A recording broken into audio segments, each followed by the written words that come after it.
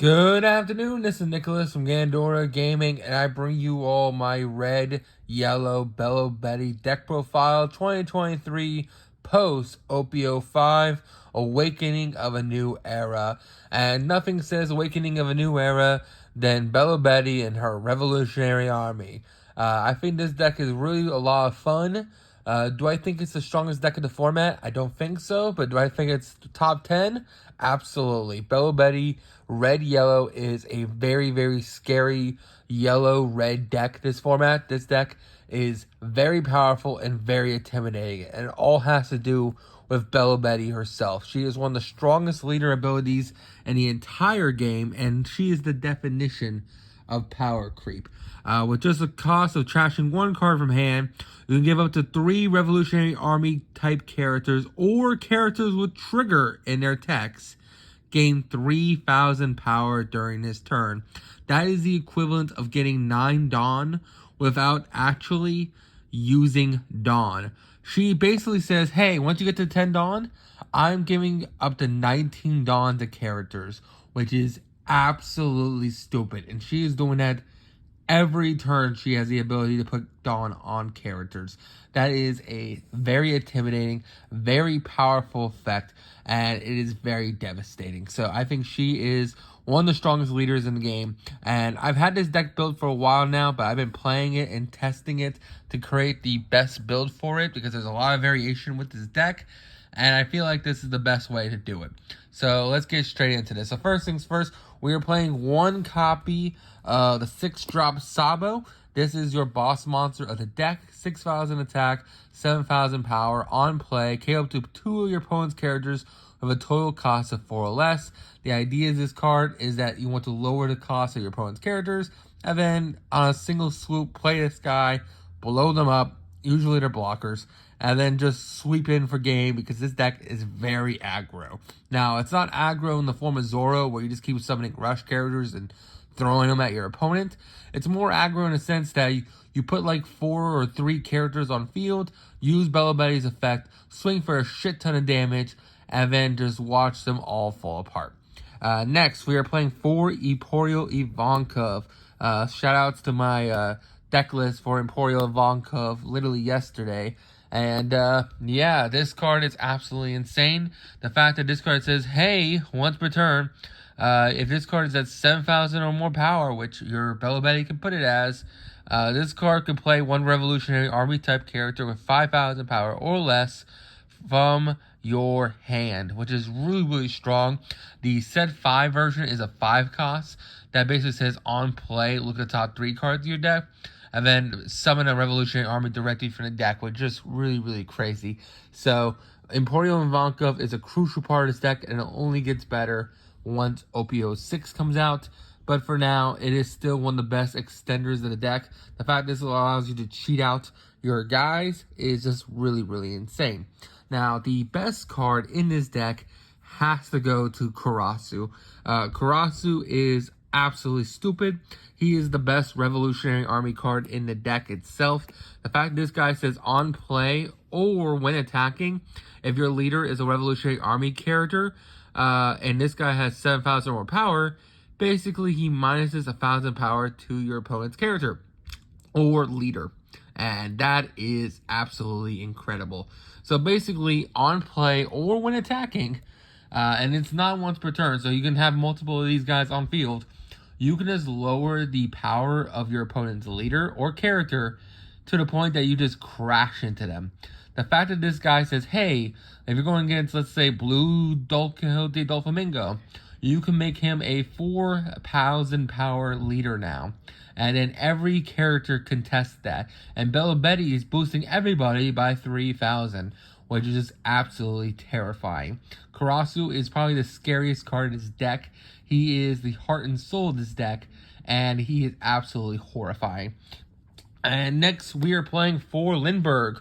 Lindbergh is equally scary. This guy is not only just great in life, but he's just a great monster in general. 4 costs, 5,000 power, 1,000 counter. When attacking, if this card has 7,000 more power, KO up to one of your opponent's characters with a 3,000 or less power, which is absolutely insane. And then, of course, this guy is a trigger. So because it's red-yellow, they gave red cards some trigger effects, where basically it discards in your life. You may trash one card from your hand, play this card, which is absolutely insane. Now, your leader does need to be multicolor, so you can't splash this into like a Zorro deck or something, but it is intimidating as hell and very, very powerful. Next, we're playing for Morley. He's another trigger. Same thing, trash a card from your hand, and then if this card was in your life, you get to play it. But basically, when he attacks, if this card is at 7,000 more power, your opponent cannot activate blocker during his battle, meaning he is unblockable, which is kind of crazy because you boost him with Belo, he's going to be at 8,000 at minimum. That's swinging unblockably, which is absolutely terrifying against your opponent. Plus, he's only a 3 cost, which is kind of insane. Next, we're playing for Imazuma. Imazuma is our rush character. This card says, hey, if it's at 7,000 more power, this card gains rush, which is absolutely insane.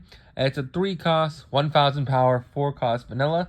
If you use Belo effect, it becomes a 7k without using any Dawn, which is absolutely terrifying for your opponent. Next, we're playing for Bartholomew Kuma. Kuma is MVP of his deck. This guy just says, hey, on play, KO to one of your opponent's character with 2,000 or less power, and then trigger, if his card is multi-leader, play this card. Does not have to require a trashing of hand, which is absolutely insane, so it's really great to get off life. Not to mention, it's a 2 cost and 2,000 power, so it gets rid of those little blockers or those search monsters like Perona and things like that, which is absolutely insane. Also, because of Belo with just 1 discard, this card becomes a 5k and contests most leaders in the game, which is really, really strong. Next, we're playing 4 Koalas. Koala is absolutely insane. She's a 2k counter, and then on play, if your leader is a Revolutionary Army, you give up to one of your opponent's characters minus 3,000 power, which is a really, really powerful and strong effect. Lowering by 3,000 power is really, really good because you can KO them with your other Revolutionary Army cards, and it just helps you clear things a lot easier.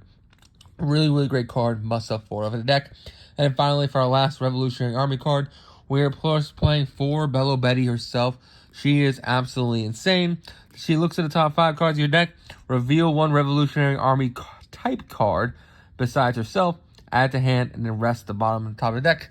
Really, really strong card. With Belo this comes a 5k without Dawn. And of course, it is also a Searcher 1 cost, which is always good. If you have a Searcher 1 cost in your archetype, you always play it. So that's it for the Revolutionary Army type monsters. Let's talk about the yellow cards we're playing, because this is a red-yellow deck. We are also playing for Santoryu. Santoryu is just really, really good. He's a 2k counter, trigger, trash one card, play this card. And because he's a trigger with Belo with no Dawn used, he is an 8k swinging, which is really, really strong. You never want to hard summon this dude, but he is just really good to get off life, and he is just a 2k that we can play in this deck. Next, we are playing for Charlotte Cracker. Cracker is absolutely insane. This guy is a 4 cost, 5,000, 1,000 counter. Trash one from hand, play this card if this was in your life. And of course, his best effect, the reason why we're playing him, with 1 Dawn, if your life is less than your opponent, which you are a bi-color leader, so you're already less than your opponent usually. This card gets double attack and 1,000 power. So this card becomes a 7k double attacking monster. And if you use Belo effect, this card becomes a 10k double attacking character, which is absolutely terrifying. This card is a must-have 4 of the deck. A lot of people don't even play Cracker, which I think is insane. I think this card is very intimidating, very strong, and very scary. Next, we're playing for Charlotte Pudding. Smoothie, my bad, I said Pudding. Smoothie is absolutely insane for this deck as well. I think Smoothie finally found its home in the deck. Smoothie actually synergizes with this deck extremely well, just for the simple fact that this card with, Belo herself, is a 10,000 attack point monster if she uses Smoothie's effect without using any Dawn. That is absolutely terrifying as a 4 cost. The fact that this card says, when attacking, add 1 card from the top of your bottom of your life to your hand. This card gains 2,000 power, means it becomes a 7,000. Use Belo effect, and this card becomes a 10,000 without using any Dawn. This card is very intimidating, very scary, and very able to push for game. And then finally, we are playing for Sanji. Sanji is our final monster deck. He's a blocker. We do not play the Revolutionary Army blocker because that card sucks, but we do play for Sanji because he is a trigger if you trash one card from your hand from life. And also, this card is a 4K trigger blocker, so even if you want to, you can attack with this card, contest your leader. He will be AK without any Dawn if you use Belo Betty's effect, which is absolutely insane. And then finally, we are playing one Revolutionary Army HQ. This is the field spell of the deck. Trash one card from your hand, look at the top 3 cards of your deck, reveal one revolutionary type card from your deck to hand, place the rest at the bottom in any order. It just helps you fill out your hand, looking for the right card you need, especially your Karasus or your Ivankos. It just helps you filter out your deck for the cards you really need and the cards you really don't want. And there's a really good solid one over the deck. Kind of like Upstart, but a little worse. Anyway, that's it for the deck profile. I hope you all enjoy. This is Christmas Eve when this video is going up, so Merry Christmas to you all and have a wonderful night. See you all in the morning.